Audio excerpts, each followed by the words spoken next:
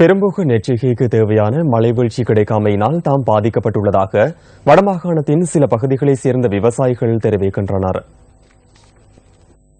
பருவமழை கிடைக்காமையினால் முல்லைத்தீவு மாவட்டத்தில் செய்கை பண்ணப்பட்ட பல ஆயிரம் ஏக்கர் நெற்செய்கை அழிவடையும் நிலையில் உள்ளதாக விவசாயிகள் தெரிவிக்கின்றனர். பருவமழையை நம்பி மேற்கொள்ளப்படும் பெரும்போக செய்கைக்கு போதுமான நீர் கிடைக்கவில்லை என விவசாயிகள் சுட்டிக்காட்டுகின்றனர். அத்துடன் விவசாய குளங்களிலும் நீர் இன்மையினால் பெரும் அசௌகரியங்களை எதிர்நோக்கியுள்ளதாக இவர்கள் குறிப்பிடுகின்றனர்.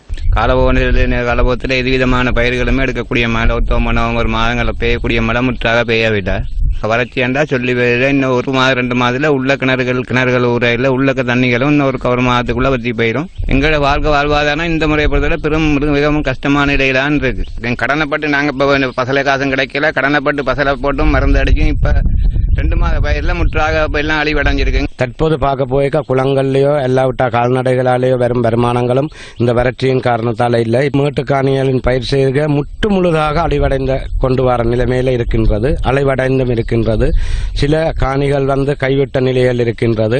இதேவேளை பெரும்போக நெற்செய்கைக்கு தேவையான மழை வீழ்ச்சி கிடைக்காமையால் வவுனியா விவசாயிகளும் பாதிக்கப்பட்டுள்ளனர்.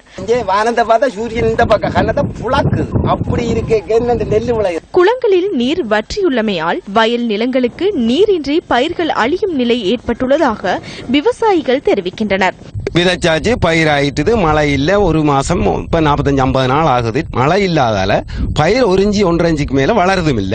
மானியம் ஒரு வகை இதுவரைக்கும் 15 எல்லாம் கொடுத்தாச்சு. இதுவரைக்கும் தார நோக்கமும் இல்ல, அந்த சிந்தனையும் இல்ல. சாப்பாட்டுக்காக வைத்திருந்த நெல்களை இந்த வயலிலே விதைத்திருக்கின்றேன். இப்பொழுது அரசாங்கத்தால் கூறப்பட்டது என்னவென்றால் மானியம் உரம் 15ஆம் தேதிக்கு முன்பு தருவதாக கூறியிருந்தார்கள். இன்னும் அதை பற்றி ஒரு முடிவும் எடுக்கப்படவில்லை. மழையும் இல்லாத காரணத்தினால் நெல்லுகள் அழிவடைந்த நிலையில் இருக்கின்றது. இது தொடர்பில் வவுனியா மாவட்ட கமநல அபிவிருத்தி திணைக்களத்தின் உதவி ஆணையாளர் ஆர் விஜயகுமாரிடம் நாம் வினவினோம். தற்பொழுது நாங்கள் விவசாயிகளிடமிருந்து பயிர் சேதங்களுடைய தகவல்களை திரட்ட ஆரம்பித்திருக்கின்றோம்.